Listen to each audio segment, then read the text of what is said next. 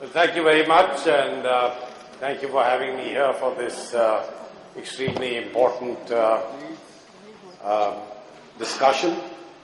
I believe that we are living in an age, we are certainly living in a century where knowledge is really going to be the driver of solutions to problems that we have every day, and certainly the driver of solutions to problems that we have at the global level. I think it was Einstein who said that problems can't be solved at the level of awareness that created them. And today, happily, we have awareness about some of our problems, and therefore also about the solutions that would be required to deal with them. What's really missing is the fact that this knowledge is not easily accessible, and it's not assimilated by people in a manner by which they can really make the best use of it. It's also true that if you look at this society, India, given the fact that we have such a preponderance of youth, unless we focus on knowledge, unless we ensure that human capital grows, I'm sorry, I should have turned this silly thing off, but I'll do that right away.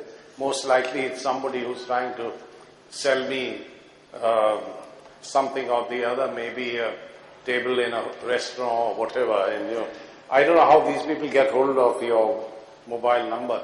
But the point I was making is that I think, given the fact that we have so many young people in our society, unless we focus on the development of knowledge and empower them with knowledge, what we refer to as the demographic dividend could very well become just the reverse. I might mention that perhaps when we became independent in this country, we didn't quite visualize the dimensions of the problems and the challenges that we're going to face. After all, at that stage, we were far less than 400 million people. Today, we're 1.2 billion people. And in a sense, this reflects the kind of challenge that we have had globally. Because at the start of the 20th century, our population worldwide was 2 billion people. And in the next 30 years, we're going to add 2 billion people to the 7 billion that we already have across the globe today. So it's interesting that it took such a long period of human history to arrive at a population of 2 billion. And now we're on the verge of adding the same number in barely 3 decades or so. So I'm only highlighting this problem because I believe that the demographic challenge is something that has to be understood, it has to be conceptualized, and solutions have to be arrived at to deal with it, not only in terms of numbers, but also the quality of human resources that we create. Now, if we were to look at some of the major challenges that we face, where knowledge really would be the only means by which we can bring about a solution and by which we can meet the challenges that we're talking about, then it's obvious that perhaps what human society faces as the biggest challenge is the need for us to arrive at a pattern of sustainable development. This is a beautiful hotel. It has all the facilities, all the infrastructure that you need. But I can assure you, if a complex of this nature was to be designed right, you would use 1/3 of the energy that's being used here today. You would probably be able to halve, if not more, the quantity of water that is going to be used. And it's quite likely that we might even be able to use materials to a much lesser extent. And I'm not for a moment saying that there is something wrong with the way these are constructed, but the point I'm making is that we have not really got down to the basics of a society where we have large numbers, but where we have very scarce natural resources. And therefore, for us to blindly follow what the developed world has established for us would really not serve our interests, either in this generation or in generations yet to come. One major area where we are certainly going to be impacted unfavorably in the years ahead is in respect of global climate change.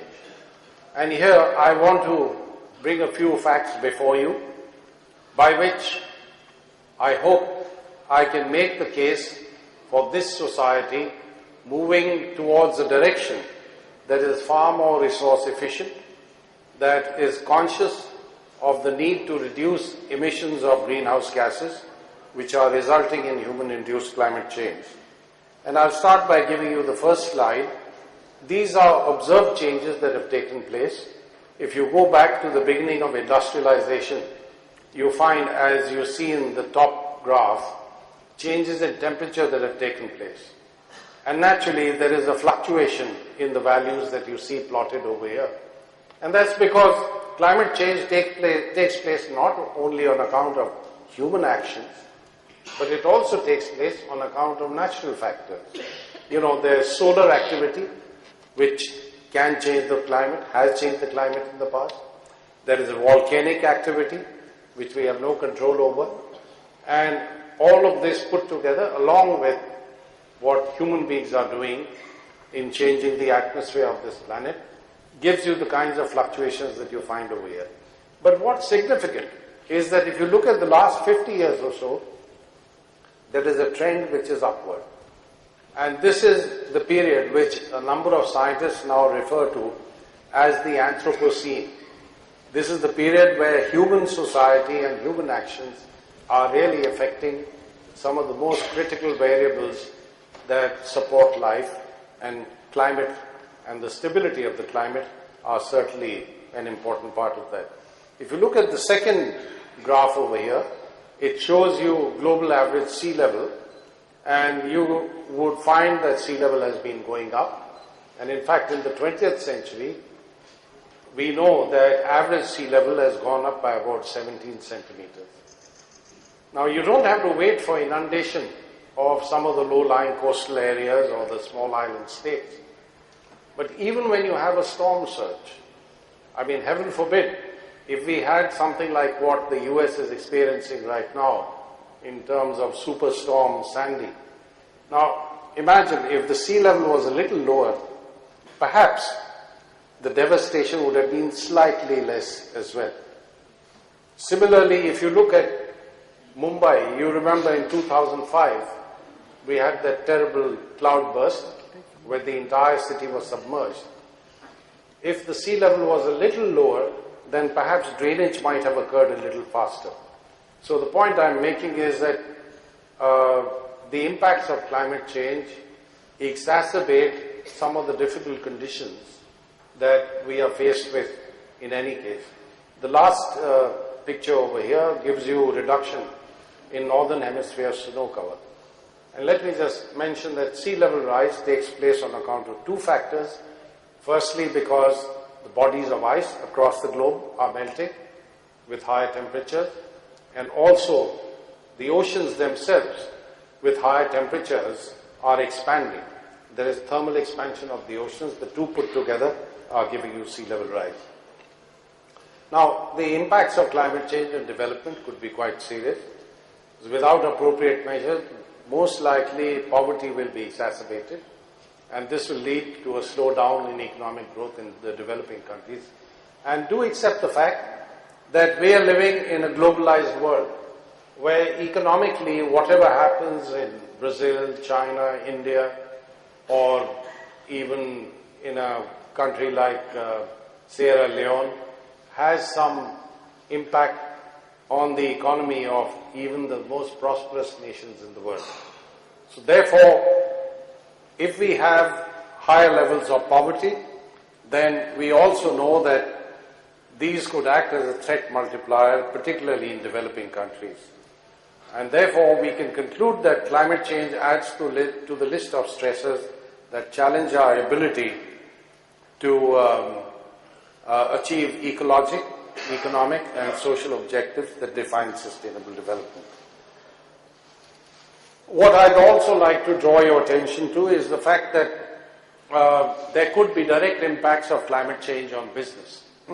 Businesses, after all, are as much a part, an integral component of society as anything else. If you look at what's happened in the US, and I'm not for a moment suggesting that what's happening in the US today is the result of human-induced climate change, but I do want to emphasize that events of this nature are on the increase.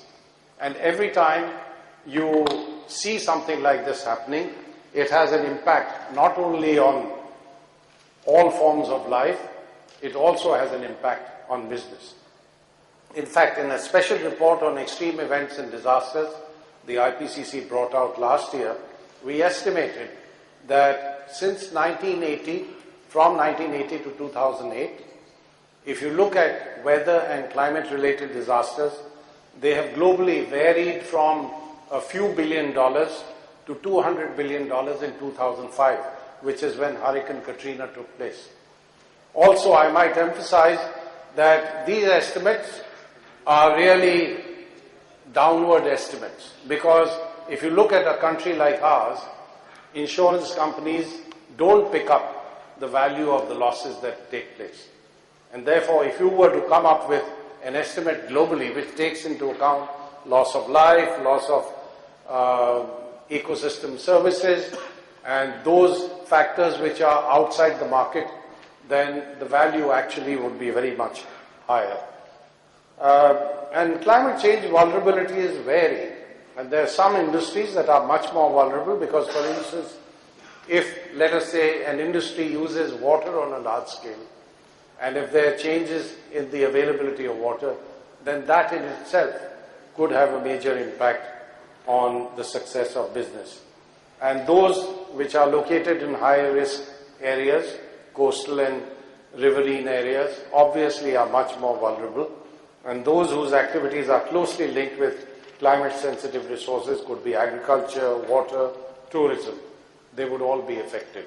So business cannot be isolated from the impacts of climate change, and anytime there is an adverse impact as a result of climate change, then business will also be affected adversely.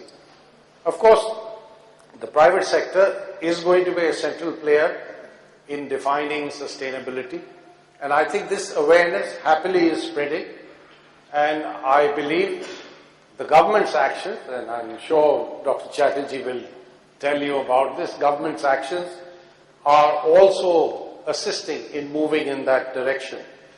Some companies, of course, are voluntarily defining goals to reflect CSR and environmental concerns beyond traditional company obligations. Others, of course, can be motivated by other means. And of course, the concept of eco-efficiency acknowledges that sustainability offers potential cost savings. If you go back in time to 1973-74, when the first oil price shock took place, I mean, the world was stunned with those developments. There was a quadrupling of oil prices, and everybody thought the economy of the world is going to be in a tailspin. But there were countries led by societies like the Japanese and others who made major efforts to improve the efficiency of energy use in every sector of the economy. What actually happened? Well, in the process, they were able to improve the efficiency of use of all resources. And this effort to deal with increased prices of energy actually led to higher levels of profitability, because it provided the spur, it provided the trigger for bringing about change in the right direction. I think it was Rahm Emanuel, the former White House chief of staff of President Obama, who said that a crisis is much too important a development to waste. When you have a crisis, it's also an opportunity.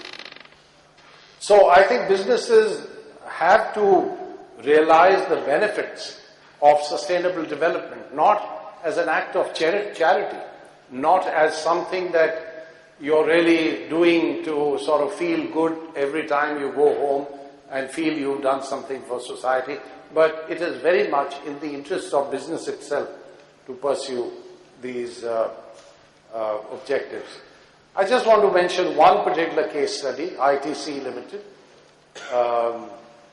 If you look at what they were able to do in the period 2003-2004, and I'm mentioning this because this has been documented in an IPCC report. It sequestered almost 1/3 of its CO2 emissions, and it wants to become carbon positive. It plans to become water positive, and its e-Chopal intervention has helped supposedly 2.4 million farmers through global sourcing, through marketing of products. And all of this also leads to improvements in the efficiency of the operations of the company itself. We have several case studies of where companies have done something in the arena of sustainable development and have actually improved their own profitability. Now, we also need to see that companies start reducing emissions of greenhouse gases, not because India as a country has to take on this commitment nationally, but also because there are major benefits in bringing this about. You know, in reducing emissions of greenhouse gases, you're also bringing about several co-benefits. What are these co-benefits?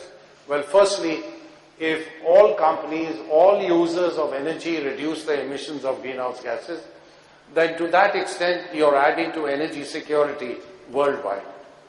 And in reducing emissions of greenhouse gases, you're also reducing the emissions of other pollutants, other forms of air pollution, which carries enormous health benefits. There will also be benefits in terms of generating employment. There's now growing evidence that some of the actions required to improve energy efficiency and use renewable energy to a greater extent leads to employment. An example of that is Germany, which has invested heavily in renewable energy. And in fact, as you're aware, they're going to do away with nuclear energy in a very short period of time. And they expect that this will not only add to economic growth, but will also lead to increase in employment. So we can do this through voluntary agreements. We can use management tools. You keep an inventory of greenhouse gas emissions, and as they say, what gets measured gets managed. You have to have certain benchmarking numbers. For instance, if in a particular industry you're using energy in a technology that's well established, you can lay down benchmarks which are based essentially on international experience or even national experience. And all of this will help to reduce the emissions of greenhouse gases. And of course, technology is going to be crucially important. There are some people who believe that technology is the real answer. One of them is Bill Gates. I got into a discussion with him about 3 years ago, and he said, look, all these carbon taxes and cap and trade schemes are BS. He said the only thing that's going to work is disruptive technologies. You need major technological changes. So anyway, I wrote to him and I said, look, if you really believe that, let's get about 15 people together who are really top-notch, perpetrators of technological solutions. And let's talk about what needs to be done globally. So it's taken about 3 years for his staff to now say, okay, Bill is interested, send us what you have in mind and we might be able to do it. But this meeting should take place in Seattle. I said, fine, it will be in Seattle. I'm mentioning this only because technology development and transfer has enormous potential. And we really need to seize it by the horns. This is something that India can really take a lead in. I also want to dispel the myth that the cost of mitigation is going to be very high. The fact is, if you look at GDP growth without mitigation, you have this red line, for instance. If you carry out mitigation, this line bends just a little downwards. And what this means, we have estimated that in 2030, the level of prosperity that the world would have reached would at best be postponed by a few months or a year. And that clearly is not a very high price to pay for avoiding some of the worst impacts of climate change. What we have to realize is that the dominant path to industrialization has been characterized by high concurrent greenhouse gas emissions and natural resource consumption. But that's because, the developed countries were in a uniquely different situation. They had plenty of energy at very low cost. They had no dearth of natural resources, either their own or from the colonies that they ruled. We are not in the same situation. Besides, we have a very large population. If you're really going to ensure that we wipe out poverty, then it will have to be on a totally different equation. It cannot possibly be by emulating the model that you see having succeeded in the developed countries. So we need to come up with new institutional arrangements. We have to take into account geographical distribution of activities. Demography is going to be very important. And most importantly, lifestyles and consumption patterns have to be tailored to our own situation. Now, I also want to emphasize that the time has come when we must realize the benefits of providing science and technology in the service of the poorest of the poor. If you take a mobile telephone, this is a technology which is highly sophisticated, but it is today in the hands of the poorest of the poor in a remote rural area, and it has made an enormous difference. Now, in that regard, I want to emphasize the fact that there are still over 1.3 billion people in the world who have no access to electricity, and almost 400 million of them are in this country. Now, if we were to wait for electricity supply infrastructure to be extended to their homes, maybe 3 generations will go by. But today we have the means by which we can bring technology, we can bring knowledge, we can bring innovation for the benefit of the poorest of the poor. And this is something I'll show you a very brief video on, a program called Lighting a Billion Lives. And therefore, finally, let me say that what Gandhiji said was absolutely right. But first, I must give you my favorite anecdote about Gandhiji. He was asked, possibly by a British journalist, Gandhiji, wouldn't you want India to become as prosperous as Britain? And his response was, it took Britain half the resources of this planet to reach its level of prosperity. How many planets will India require? And I think that's something that we need to ponder on, we need to think about. And I'm not for a moment suggesting that we need to go back from where we started. But all I'm saying is we need to show a certain consciousness, a certain responsibility on the kinds of global challenges that we're facing. And that, I think, is very well explained by what Gandhiji has said over here. A technological society has 2 choices. First, it can wait until catastrophic failures expose systemic deficiencies, distortion, and self-deception. Secondly, a culture can provide social checks and balances to correct for systemic distortion prior to catastrophic failures. So I think if we are enlightened, if we are risk-averse, if we employ knowledge, awareness, and understanding on what's likely to happen in the future, then we don't have to wait for a catastrophe. We can take steps today by which we ensure that catastrophe doesn't visit us. And I think that's the approach that we need to take. Now, may I request that we play that video, and I'll end my intervention.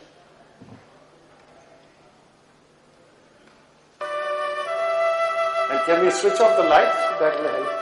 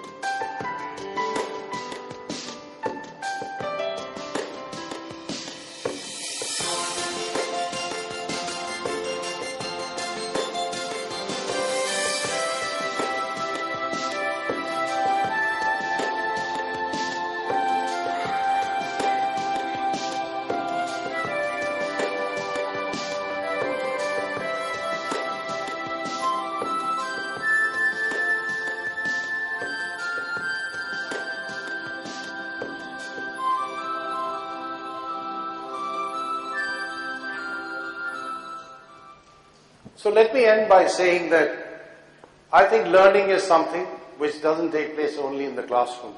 Learning is something that must assist every section of society. It must benefit even those, and most importantly, those who are the most underprivileged and the most dispossessed. And therefore, I think the time has come when we have to devise solutions that make business sense, not merely as charity. After all, we had Professor C.K. Pachauri, who spent his entire life talking about the benefits of looking at marketing opportunities at the bottom of the pyramid.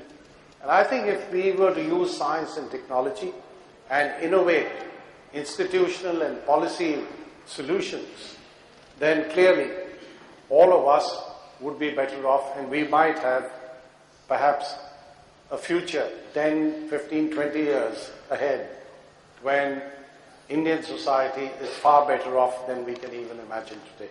Thank you very much. Ladies and gentlemen, the very erudite Dr. R K Pachauri. So please stay up on stage like Mr. Imperatives managing the social agenda must be. And I call upon Mr. Kumar. Kindly step up on stage and honor our distinguished guest with a small token of our appreciation. Thank you very much, Dr. R K Pachauri, for spending time with us. Thank you very much. Thank you.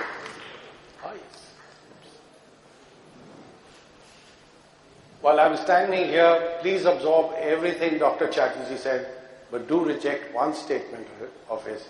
He's not a quintessential bureaucrat. He is much, much more, as you would have seen. All right? Thank you.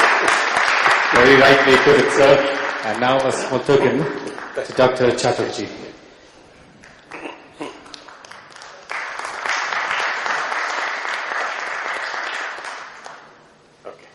Thank you very much, gentlemen, and thank you very much, delegates. We go in for a very short break. Yes, thank you.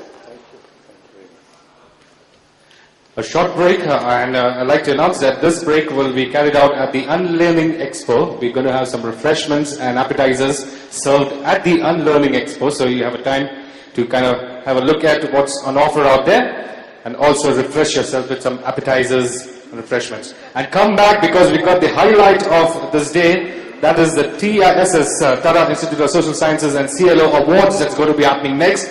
And if you have your name written behind that award, you need to be there. Everybody loves being awarded.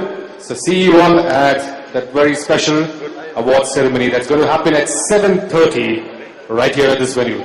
Right now we can all proceed to the Unlearning Expo, where we're going to have some refreshments, networking and appetizers served. That'd be a welcome change, and see you all here at 7:30 sharp for the awards. Enjoy the